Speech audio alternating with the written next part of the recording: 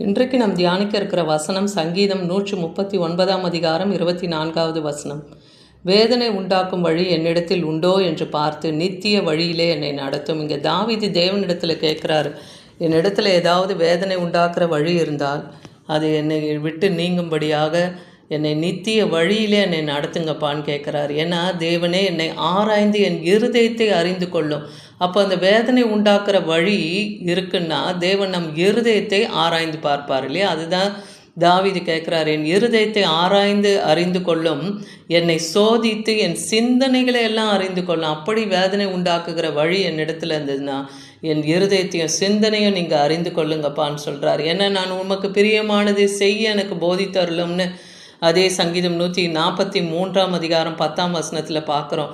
அவருடைய நல்ல ஆவி நம்மை செம்மையான வழியிலே நடத்தும் இல்லையா? அதனால் அவருக்கு பிரியமானதை நாம் செய்யும்போது அவருடைய ஆவி நம்மை செம்மையான வழியில் நடத்தும். இதையும் தாவீது தேவனிடத்தில் கேட்குறார். அதை போல் நாமும் தேவனுக்கு பிரியமானதை செய்ய தேவனிடத்திலே நாம் கற்றுக்கொள்ளணும். அதே போல் அவருடைய நல்ல ஆவி நம்மையும் செம்மையான வழியிலே நடத்தும். அதுதான் எல்லாவற்றை பார்க்கலும் அந்த இருதயம் திருக்குள்ளதும் மகா கேடுள்ளதுமா இருக்குன்னு எரேமியா 17ஆம் அதிகாரம் 9-10 வசனத்தில் பார்க்குறோம்.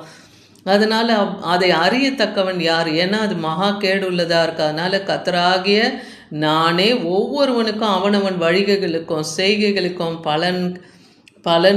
பலன்களுக்கும் தக்கதாய் கொடுக்கும்படியாக இருதயத்தை ஆராய்கிறவரும் உள்ளந்திரியங்களை சோதித்தருகிறவருமாய் கர்த்தர் இருக்கிறார்.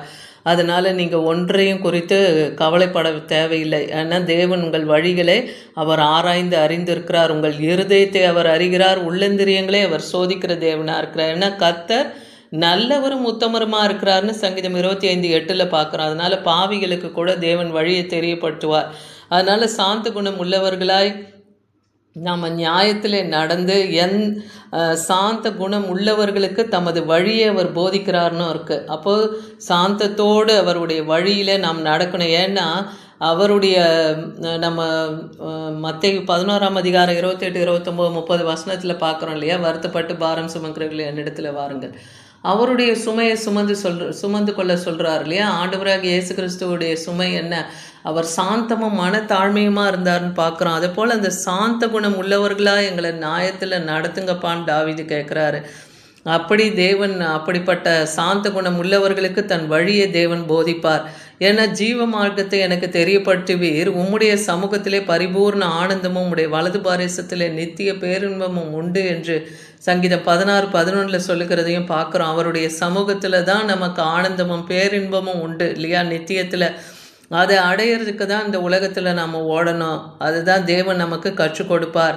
சங்கீதம் 5:8 பார்க்குறோம், என் சத்துருக்களின் நிமித்தம் உம்முடைய நீதியிலே என்னை நடத்தி எனக்கு முன்பாக உம்முடைய வழியை செவ்வைப்படுத்துங்கப்பான்னு தாவீது கேட்குறார். சத்துருக்களுக்கு முன்பாக தேவன் நம்மை செவ்வையான வழியிலே நடத்தணும் இல்லையா? அவர்களுக்கு முன்னாடி தேவன் நம்மை வெட்கப்பட விடக்கூடாது. அதிகாலையில் உமது கிருபையை கேட்க பண்ணும்னே சங்கீதம் 143:8 பார்க்குறோம். நான் அதை நம்பி இருக்கிறேன்ப்பா, நான் நடக்க வேண்டிய வழி எனக்கு காண்பீங்க, உம்மிடத்தில் என் ஆத்துமாவை உயர்த்துகிறேன்னு தாவீது சொல்கிறார்.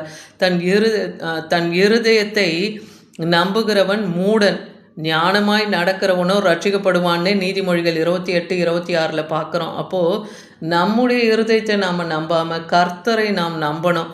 அந்த ஞானம் நமக்கு வேணும். அப்படி இருக்கும்போது தேவன் நம்மை அவர் நடத்துகிற விதத்தை நாம் அறிந்து கொள்ள முடியும். மத்தேயு 7:14 பார்க்குறோம், ஜீவனுக்கு போகிற வாசல் இடுக்கமும் வழி நெருக்கமுமாக தான் இருக்க, அதை கண்டுபிடிக்கிறவன் யார்? சிலர் தான் அதை கண்டுபிடிக்கிறாங்க இல்லையா? ஆனால் கேட்டுக்கு போகிற வாசல் அகலமாக இருக்குது பாவத்துக்கு போகிறது. ஆனால் தேவனுடைய நித்திய ஜீவனுக்கு போகிற வழி இடுக்கமும் குறுகலானது பாதையாக தான் இருக்குது. அதனால் பலவிதமான பாடுகள், பிரச்சனைகள், சோதனைகளை கடந்து தான் அந்த நித்தியத்துக்குள்ளாக நம்ம பிரவேசிக்க முடியும். அதில் பிரவேசிக்கிறவர்கள், அதை கண்டடிக்கிறவர்கள் சிலர் தான். அப்போது அது தேவனுடைய வழியில் நடக்கும்போது அந்த நித்தியத்துக்குள்ளாக நம்ம பிரவேசிக்க முடியும். கொலேசியர் 2ஆம் அதிகாரம் 6ஆம் வசனத்தில் நீங்கள் கர்த்தராகிய இயேசு கிறிஸ்துவை ஏற்றுக்கொண்டபடியே அவருக்குள் வேர் கொண்டவர்களாக இருங்க, அவர் மேல் கட்டப்பட்டவர்களாக இருங்க, அவருக்குள் நடந்து கொண்டு நீங்கள் போதிக்கப்பட்டபடியே விசுவாசத்திலே உறுதிப்பட்டு ஸ்தோத்திரத்தோடு அதிலே பெருகுவீர்களாக. அப்போ கர்த்தருக்குள் நாம் வேரூன்றணும், அவர் வசனத்தை கை கொள்ளணும், அவருக்குள்ளே நம்ம நடக்கிறவர்களாக போதிக்கப்படுகிறவர்களாக இருக்கணும், அதில் உறுதிப்பட்டு ஸ்தோத்திரத்தோடு அதில் நாம் பெருகணும். எந்த ஒரு காரியம் தேவன் நமக்கு செய்யும் போதும் தேவனுக்கு நம்ம ஸ்தோத்திரத்தை செலுத்தி நம்ம பெருகிறவர்களாக இருக்கணும்.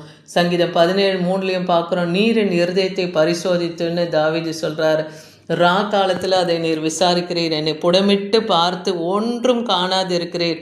அப்போ நம்முடைய இருதயத்தையும் தேவன் புடமிடும் போது அதில் ஒரு குறை குற்றம் தேவன் காணாதபடிக்கு நாம் இருக்கணும். என் வாய் மீறாதபடிக்கு தீர்மானம் பண்ணினேன். அப்போ வாயின் வார்த்தைகள் எப்படி இருக்கணும்? தேவனுக்கு முன்பாக சுருக்கமாக இருக்கணும். ஏன்னா ஜபத்திலேயே கூட நம்ம வீண் வார்த்தையை அலப்பக்கூடாதுன்றார். ஏன்னா தேவன் வானத்தில் இருக்கார், நம்ம பூமியில் இருக்கா, அதனால் நம்ம வாயின் வார்த்தை சுருக்கமாக இருக்கணும்னு இருக்கு. அதுதான் தாவீது இங்கே சொல்கிறார், என் வாய் மீறாதபடிக்கு தீர்மானம் பண்ணினேன். ஏன்னா நீங்கள் என் இருதயத்தை சோதித்து பார்த்து புடமிட்டு பார்த்து அதில் ஒரு குறையும் காணாமல் இருக்கணும் ஏசப்பான்னு சொல்கிறார் இல்லையா? அதுபோல் நாமும் நம் இருதயத்தை தேவனுக்கு ஒப்பு கொடுக்கணும். கர்த்தருடைய வேதத்தின்படி நடக்கிற உத்தம மார்க்கத்தான் பாக்கியவானே, சங்கீதம் 119:1. அப்போ வேத வசனத்தின்படி நடக்கும்போது பாக்கியவான்களாய் பாக்கியவதியாய் வைப்பார். துன்மார்க்கருடைய வழி கர்த்தருக்கு அருவருப்பார், ஆனால் நீதியை பின்பற்றுகிறவர்களையோ அவர் நேசிக்கிறார். கர்த்தர் தமக்கு பிரியமான பிள்ளைகளை அவர் நேசிக்கிறார். நேசிக்கிற பிள்ளைகளை தான் அவர் சிட்சிக்கிறாரு. சிட்சித்து அவங்களை தன்னுடைய ஜீவ பாதையிலே நடத்துகிறாரு. சோதிக்கப்படும் போது நம்ம அவர் பிரமாணங்களை நம்ம கற்றுக்கொள்ளுகிறோம். அதன் மூலமாக நம்ம தீமையை விட்டு விலகி நன்மைக்கு ஒரு செய்கிறவர்களாய் தேவன் நம்மை அவரிடமாக திருப்புகிறார். எபிரேயர் 12:15-16 பார்க்குறோம், ஒருவனும் தேவனுடைய கிருபையை இழந்து போகாதபடிக்கும், யாதொரு கசப்பான வேறு நம்மளை முளைத்து எழும்பாதபடிக்கும், கலக்கம் உண்டாகுகிறதுனால் அநேகர் தீட்டுப்படாதபடிக்கும், ஒருவனும் வேசி கள்ளனாகவும் ஒருவேளை போஜனத்துக்காக எப்படி ஏசா தன் சேஷ்டபுத்திர பாகத்தை யாக்கோபுக்கு விற்று போட்டார், அதை போல் இல்லாமல் சீர்கெட்டவர்களைப் போல நாம் இராதபடிக்கு எச்சரிக்கையாக நடந்து கொள்ளணும்னு இன்றைக்கி கர்த்தர் நமக்கு உணர்த்துகிறார். அதனால் நம்முடைய வழி வேதனை உண்டாக்குகிறதா, மற்றவர்களுக்கு வேதனை உண்டாக்குகிறதா இராதபடிக்கு கர்த்தர் நம்மை நித்திய வழியிலே நடத்தும்படியாக இன்றைக்கி நம்முடைய வாழ்க்கையை, நம்முடைய இருதயத்தையும் உள்ளந்திரத்தையும் கர்த்தரிடத்தில் ஒப்பு கொடுப்போம். அதை தேவன் பாதுகாத்து கொள்ளுவார். உங்களுக்கு நடக்க வேண்டிய வழியை அவர் போதித்து உங்களை கண்ணின் மணியை போல தேவன் பாதுகாத்து வழிநடத்துவார். அவர் வழியில் நடக்கும்போது நம்ம உத்தம மார்க்கத்தாராய் விளங்க முடியும். ஆமீன்.